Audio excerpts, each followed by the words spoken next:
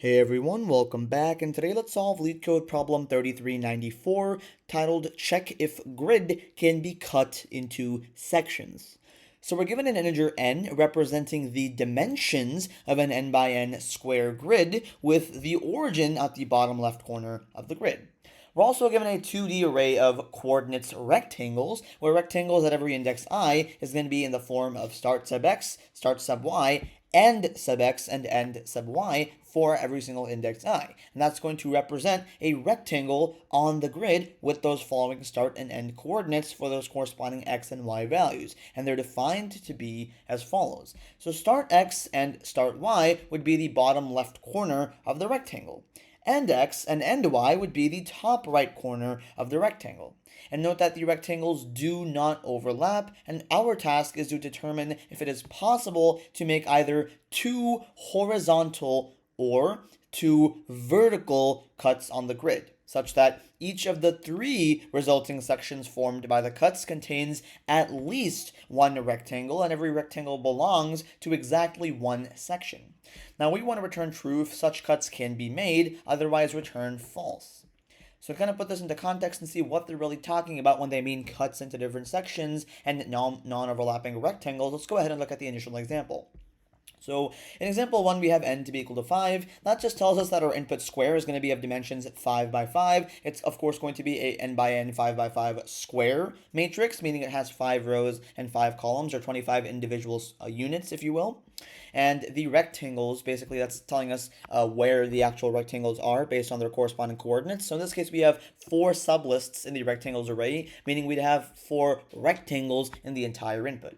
The first rectangle would be having coordinates of 1, 0, 5, and 2 for the bottom and top corners or coordinates of the grid, respectively, and so on and so forth, 0, 2, 2, 4, 4, and all of these coordinates for the second, third, and fourth rectangles. And they're also placed or graphed, if you will, on the example image as well. You see blue would be right here, red right here, green here, and yellow, the rectangle right here, right, with the corresponding coordinates. Now, why is our output true? First of all, on a definition-based formulaic response, the reason why our output is true is because, well, we can actually make a cut, or rather we can actually make two horizontal or two vertical cuts on this input grid, such that each of the three resulting sections formed by those cuts would contain at least one rectangle, and every rectangle would belong to exactly and only one section.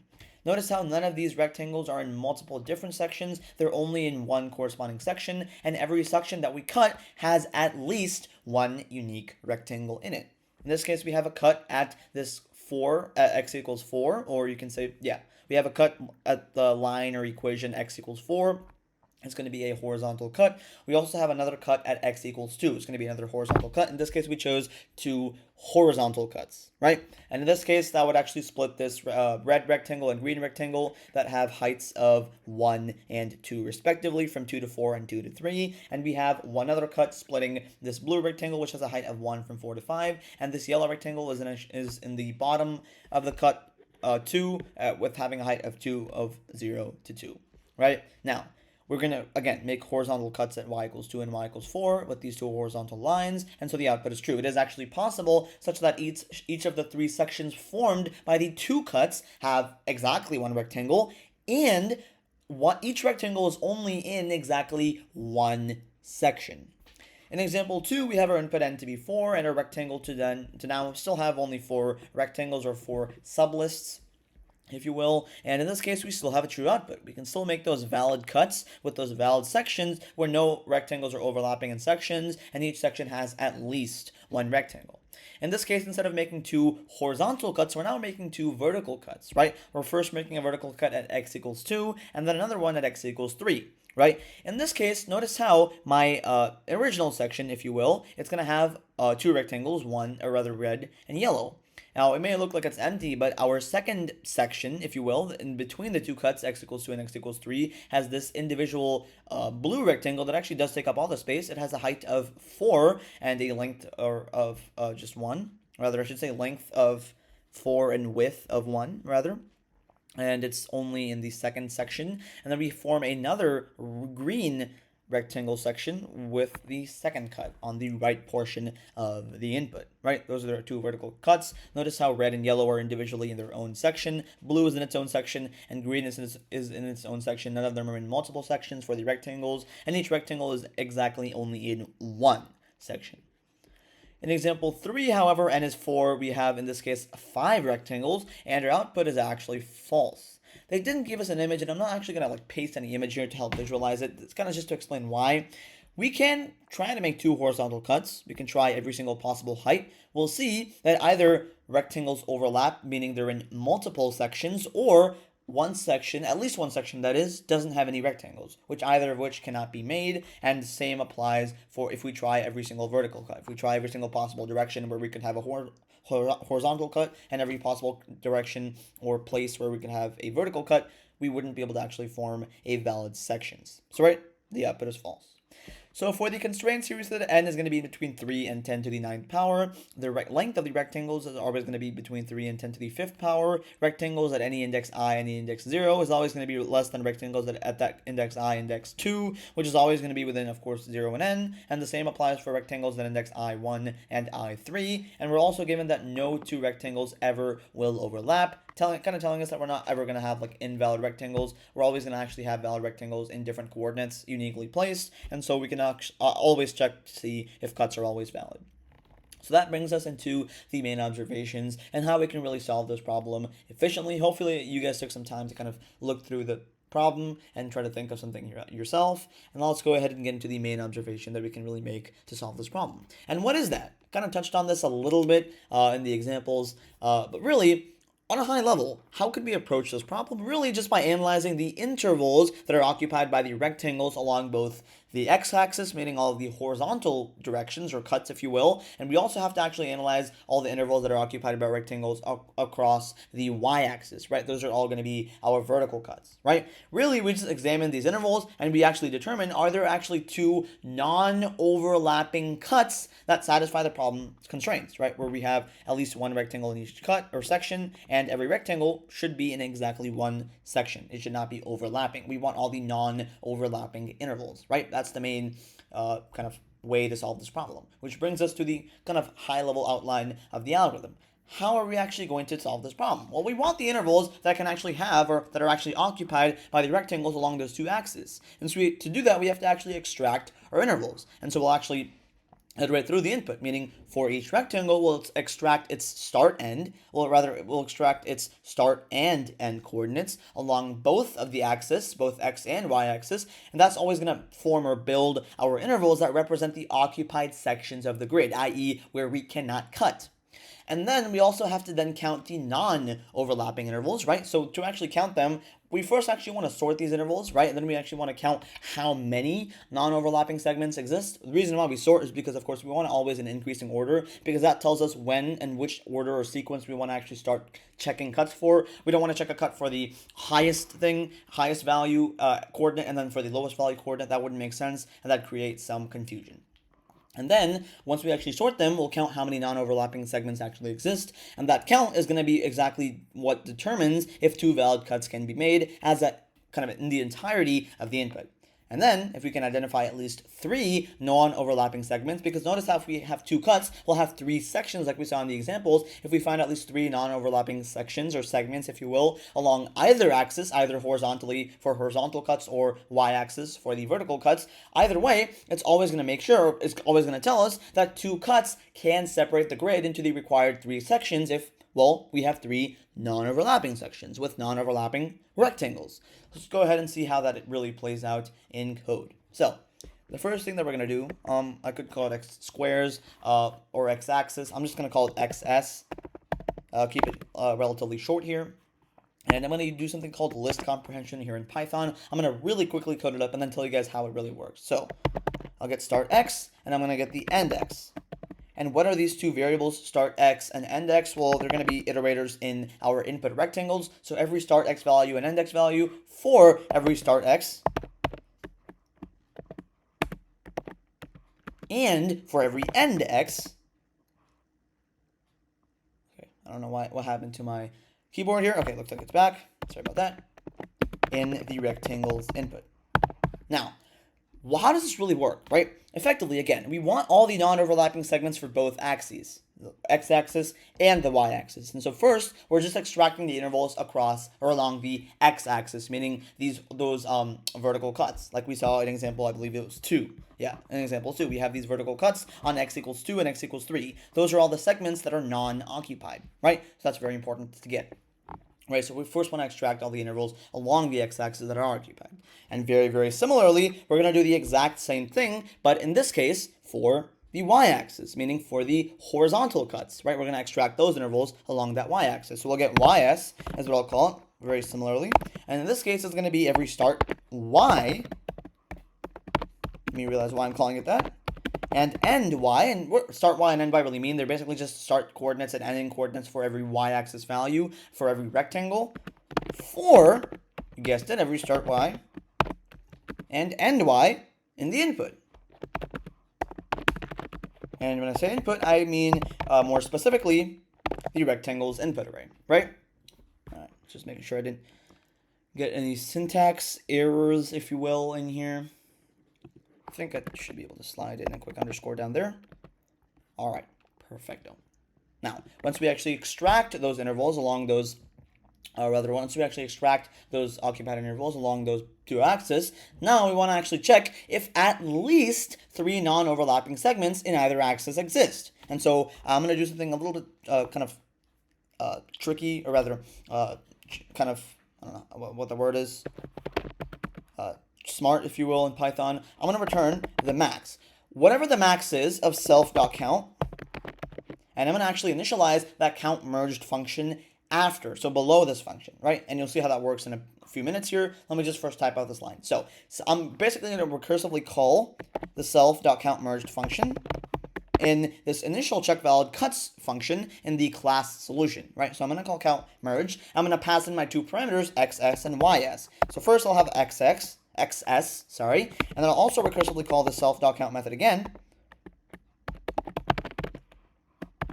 count merged rather, and in this case I'm going to pass in ys, right? And effectively I'm going to return if that value is actually greater than or equal to 3, meaning we can actually form greater than or equal to 3, or at least 3 non-overlapping sections with 2 unique cuts in either axis, meaning both of them are horizontal or both of them are vertical, right? And we're basically just getting the max of them. So either we have more possible cuts horizontally or more possible cuts vertically. Obviously, we want the larger one because we want more and more valid sections. Valid sections don't hurt us at all. We want more of them. And so we're going to take the maximum of those two values because that's basically what's better for us, and just return that being greater than 3, or at least 3, right?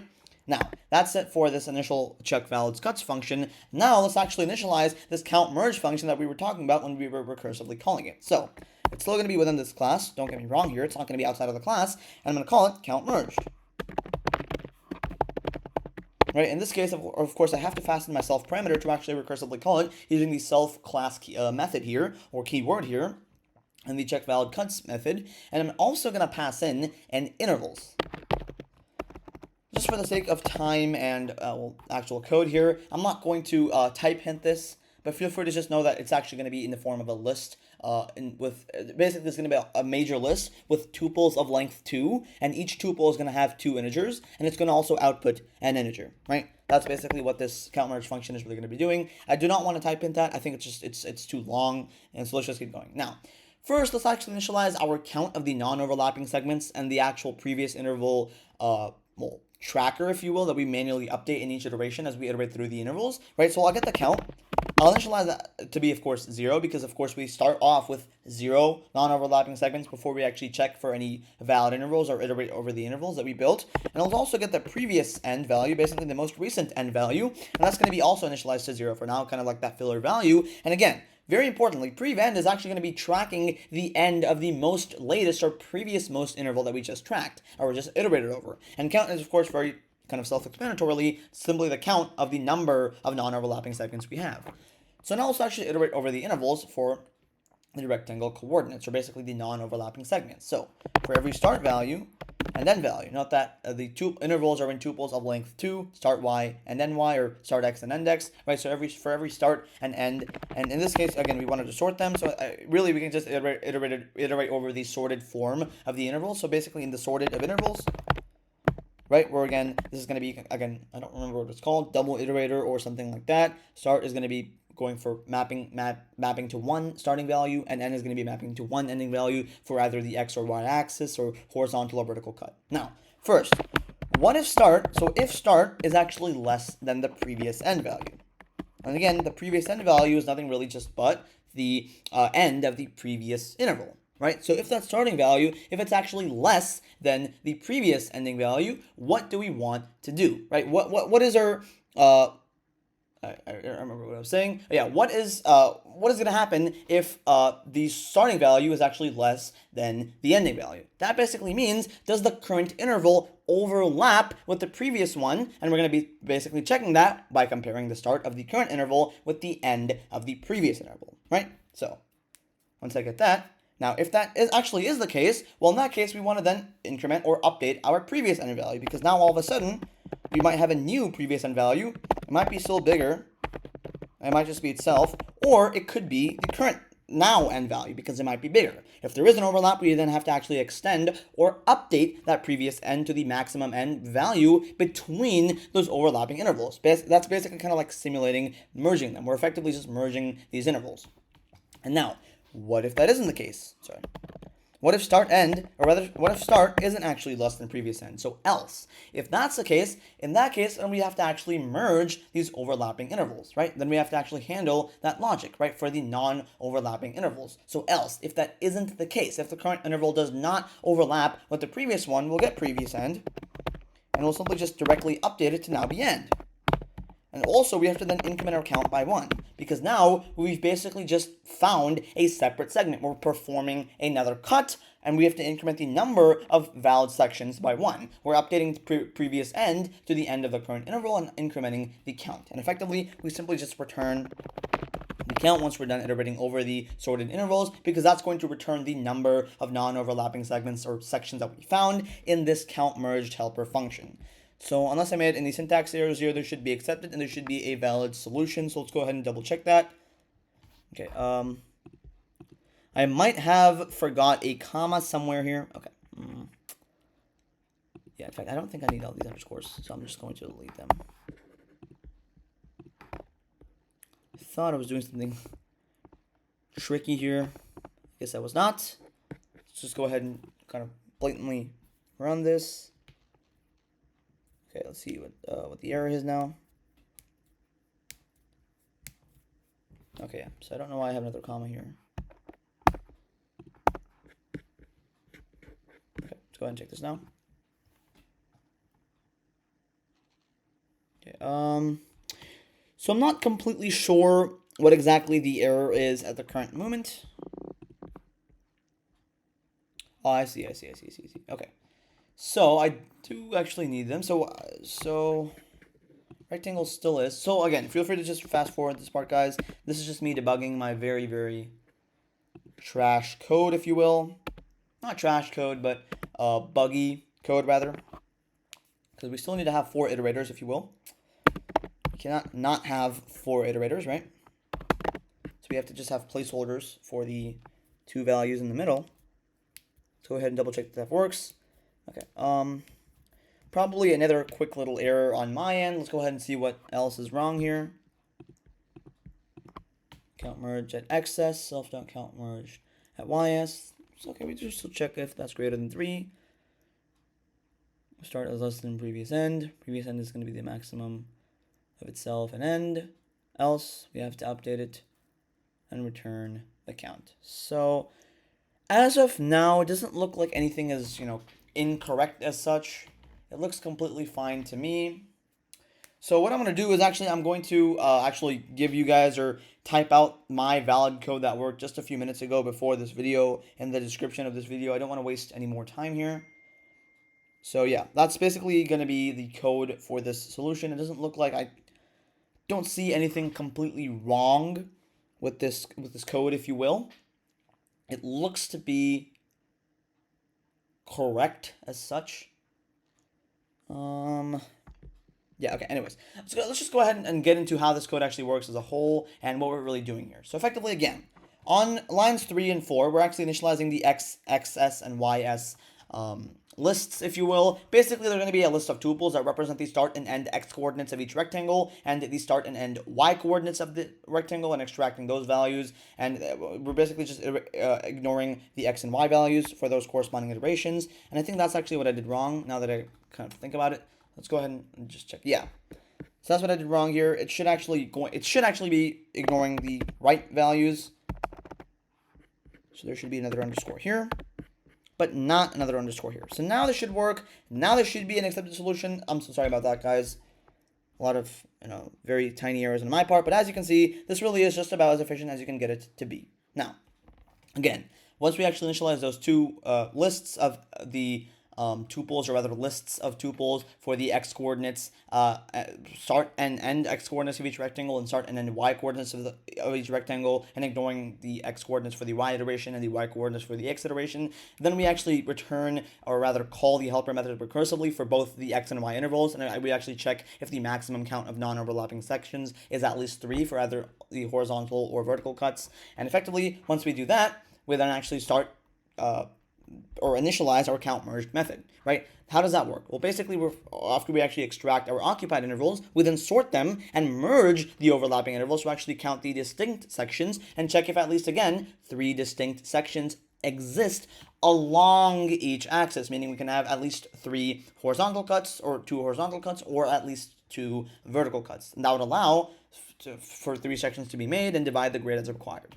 So for the runtime complexity here, it's going to have an overall runtime complexity of big O of m times the log of m. The reason why is because we actually do sort the intervals, as we see on line 9 as we iterate through them. We actually get the sorted of the intervals. That would be big O of m log m time. M would be the number of rectangles. And to actually merge the intervals, that would also be big O of m time. That's linear because, of course, we iterate through the list exactly once. And so overall, really, the bottleneck solution is big O of m log n. And the memory or space complexity is really just linear. It's just big O of m. We're really just using that extra data structure to actually store the intervals in lists, as we see in xx and ys. And so really, it's just going to be a big O of m bottleneck or linear memory complexity. So if you guys enjoyed the solution and learned something new, please consider liking this video and subscribing to my channel. And without further ado, I will see you guys in the next video. Bye-bye.